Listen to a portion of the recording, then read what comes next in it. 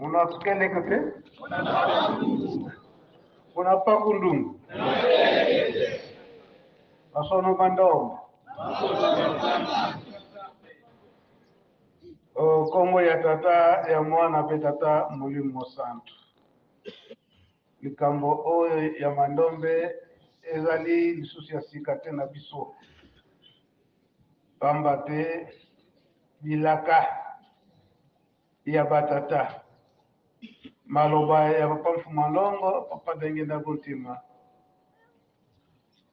Alobi ete soki moko na biso azali lisusu te elakisi te toke kobongisa. Kobongisa na bango tozali komona yango na malembe. Ebandaki na papa Mfuma Mbanza, papa Lialunga na Kiangani.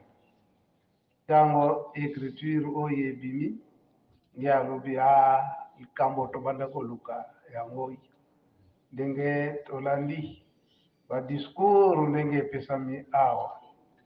Donc likambo nyonso tata Nzambe po ete ezwa nzela ekobandaka na écriture. Mibeko oyo tozali kotanga na école biblique to ya Moïse ekomamaka na écriture nini papa Umba ozali pe na pembeni yao?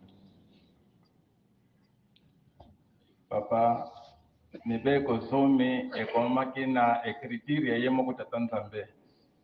Lukula écriture mandombe wapase soki totali kuna na mukanda mibale ya Moïse chapitre 31 verset 18 ona balobi ete mibeko oyo zomi wana ekomamaki na misapi ya ye moko tata Nzambe na écriture ya ye moko tata Nzambe.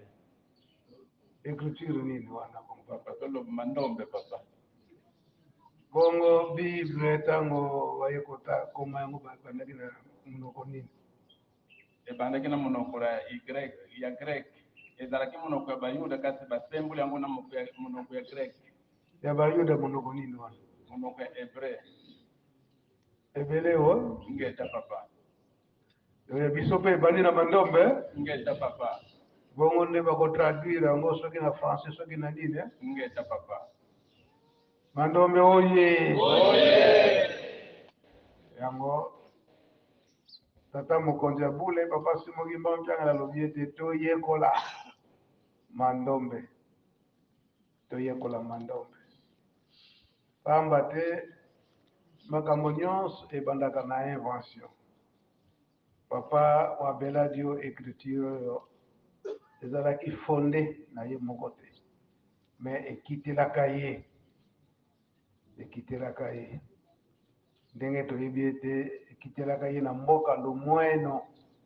Na Lumweno esika totie centre oyo topesi na bandeko ya Équateur. Soki tokosalaka ndenge wana kotia bacentre bisika nyonso likambo ezalaki mpona bilembo wana ekoka kobosana te. Yango tala lelo oyo pe ndenge totie centre wana tokisango na bana Équateur nzela pe oyo ya passion ya papa Simoki Mbangu ekolekela kaka wana. Donc mabongisi ya tata Mulimo Santu yango toza koloba tango nyonso ke ndenge papa Simoki Mbangu Kiangani alobi ete makambo nyonso ezongi na zero. Donc tango azongisi biso na zero elobi ete abandi kolakisa biso komatisa biso malembe. Eza boye te malembe na malembe.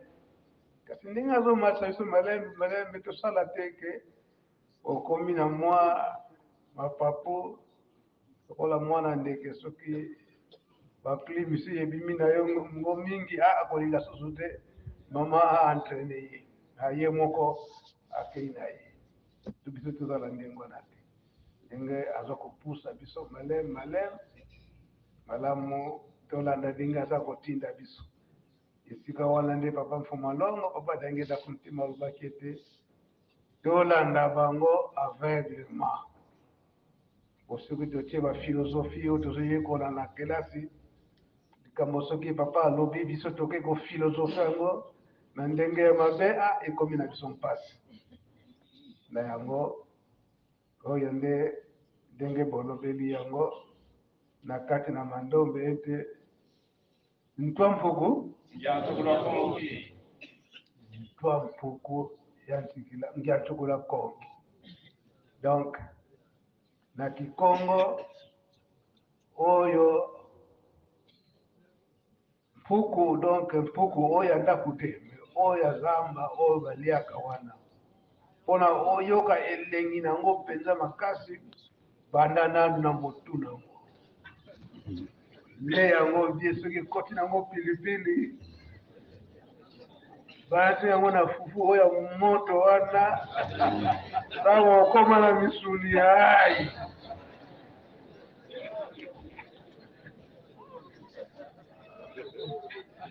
wala nde oyo nde ebandeli mutu bongo ntango tokokoma na esika wana 3/4 eyaka te